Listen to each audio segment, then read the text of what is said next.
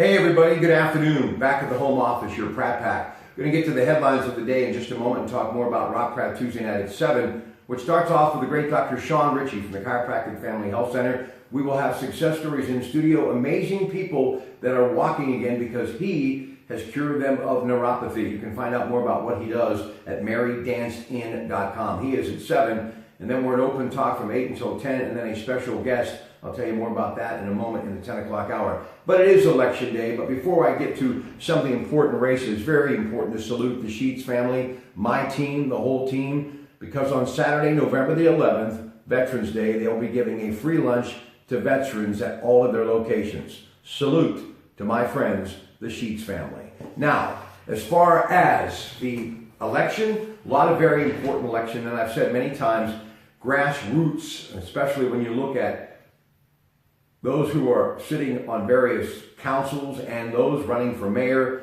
And I have a very important race here in my hometown of Monaca in which I want to take a little time to wish a good guy and a good friend, a man that loves Monaca. It's been his home since day one, Norm Ely, so good luck to him. I want to give him a little bit of a Pratt Pack salute. He's been a friend a long time. But there are also important elections, and especially with all of the news of late and what's happening in our world, those who have decided to, well, become a part of our judicial system at one of the most responsible and respected positions in any court across the country.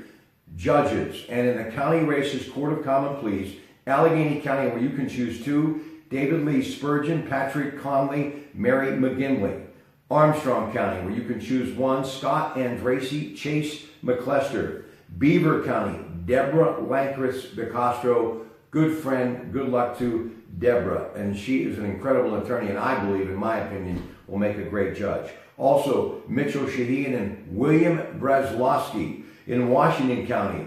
Just choosing one, only one on the ballot, Democrat and Republican ballot. He is Brandon Newman. Westmoreland County, where you can choose one, you've got Lisa Monzo, Anthony Papiani, and Jim Silbus. Retention candidates vote yes or no to retain them in their current position in Allegheny County. Kelly Eileen Bigley, Kathleen K. Wood Bombash, Michael Edward McCarthy, Jack McVeigh Jr. Armstrong County, James Panchik, and in Beaver County, Kim Tesla, who does a great job with his Veterans Court, so I salute you, sir, for that. And in Westmoreland County, Rita Donovan Hathaway, Justice of the Supreme Court, vote for one of my favorites, and I have interviewed him many times. He is Dwayne Woodruff, the former Steeler, running on the Democratic ticket, and Sally Monday, running on the Republican ticket. Judge of the Superior Court, vote for not more than 4.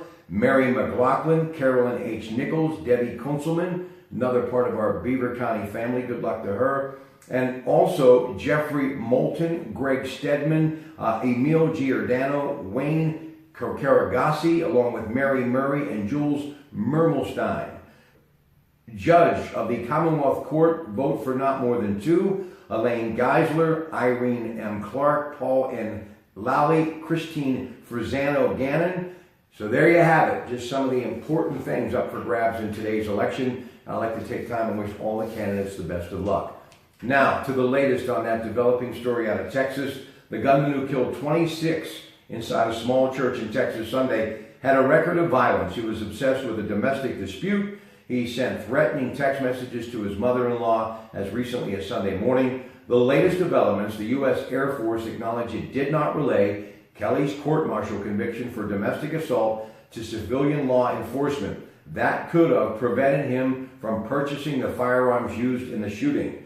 Stephen Williford and Johnny Langendorf hugged each other at a vigil that was held for the 26 killed and more than 20 wounded. Williford exchanged gunfire with Kelly. He spotted Johnny Langendorf's truck across the street, hailed him down. The men pursued the gunman, Delvin Kelly, for 11 miles in a chase with speeds that reached 95 miles an hour. Kelly eventually lost control of his truck and crashed into a ditch. Police found him dead with gunshot wounds, one of them self-inflicted. And again, that'll be the majority of our show between 8 and 10 tonight in Open Talk. And then we'll talk about violence in America with a man of faith. He is Steve Wohlberg. His message, whitehorsemedia.com in the 10 o'clock hour.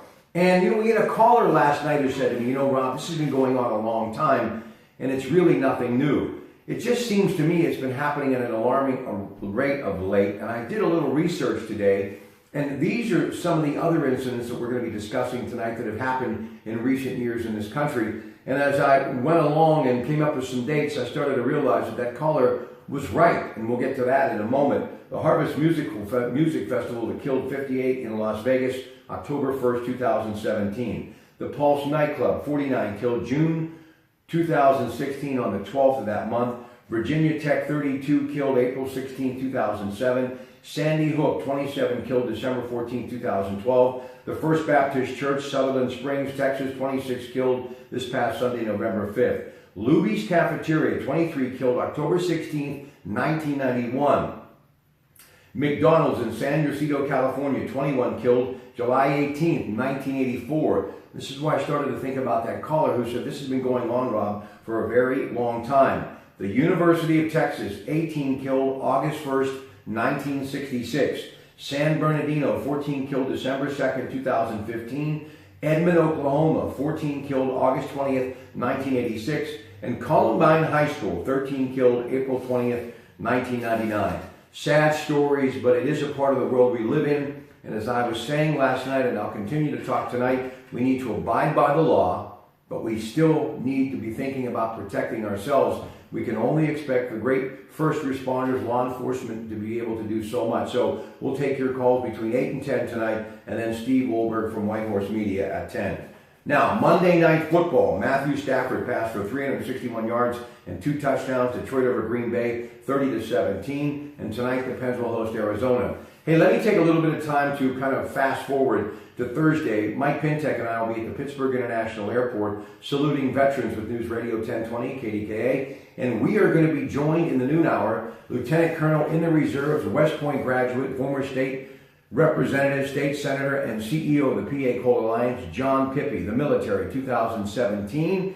And then coming up after the news at 1, the book Drive On, award-winning journalist, part of the Coons Market Black and Gold Sunday Show. His time with the 82nd Airborne at Desert Storm, Bob Dvorak, who's going to be live from Arlington. We'll be talking to him in the 1 o'clock hour. And then in the 2 o'clock hour on the Disc Institute Pittsburgh Newsline, Tony Accomando, Friends of Da Nang, and also life-saving service dogs for veterans. So that's a special edition of the Mike Pintek Show at the Pittsburgh International Airport on Thursday, November 9th from noon until 3, saluting our veterans. Ladies and gentlemen, enjoy the rest of your day and get out and vote, okay? Because it really does count. We'll be back with you tonight at 7 on News Radio 1020 KDKA. Good afternoon.